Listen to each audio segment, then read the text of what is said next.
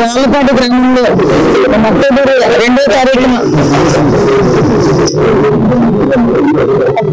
తారీఖున మనకి జరిగిన సంఘటన మనందరికీ తెలుసు. చాలా దురదృష్టకర సంఘటన. ఆ సంఘటనలో లక్ష్మీ నాయుడు అబ్బాయి 25 సంవత్సరాల వ్యక్తి అతి దారుణంగా హరిశ్చంద్ర ప్రసాద్ అనే వ్యక్తి వల్ల హత్య చేయబడ్డం మనందరికీ కూడా తెలుసు.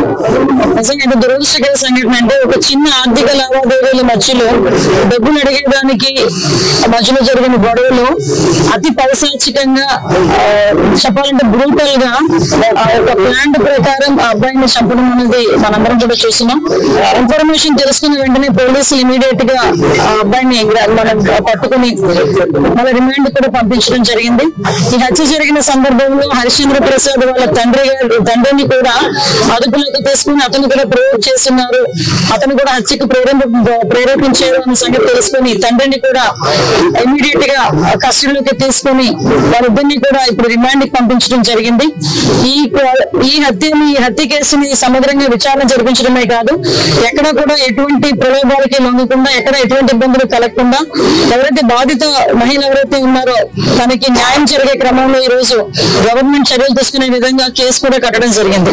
ఈ ఆర్థిక లావాదేవీలతో పాటు ఈ అమ్మాయిని కొంచెం హెరాస్మెంట్ కూడా చేస్తున్నాడు అనే సంగతి తెలుసుకొని ఇమీడియట్ గా దాని మీద కూడా కేసులు కట్టడం జరిగింది. ఇమీడియట్ గా రిమాండ్ కూడా పంపించడం జరిగింది. మీ అందరికీ తెలిసి అమ్మాయికి కూడా సుజాతకి కూడా 2 చిన్న బిడ్డలు.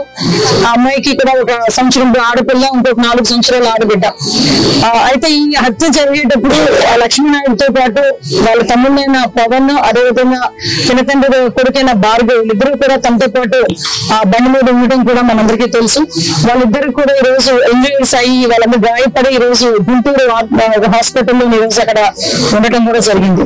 అయితే మనందరికీ తెలియాల్సిన విషయం ఏంటంటే ఈ రోజు గవర్నమెంట్ కూడా చాలా కంపల్సరీగా ఈ బాధిత మహిళకి, మన సుజాతకి కంపల్సరీగా న్యాయం జరగాలి, అదేవిధంగా వాళ్ళ తల్లిదండ్రులు కూడా న్యాయం జరగాలనే దృక్పథంతో ఈ రోజు మనందరం కూడా పనిచేస్తున్నాం. ఈ ఇన్ఫర్మేషన్ గౌరవ ముఖ్యమంత్రి గారికి తెలిసిన తర్వాత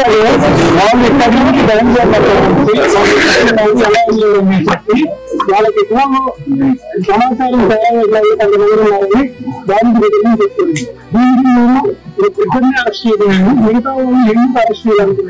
అరెస్ట్ చేయలేకపోవడం కాదండి. ఇందాక నేను మాట్లాడినప్పుడు కూడా ఇదే సందర్భాన్ని కూడా నేను మీ అందరి దగ్గర కూడా ఎక్స్ప్లెయిన్ చేశాను.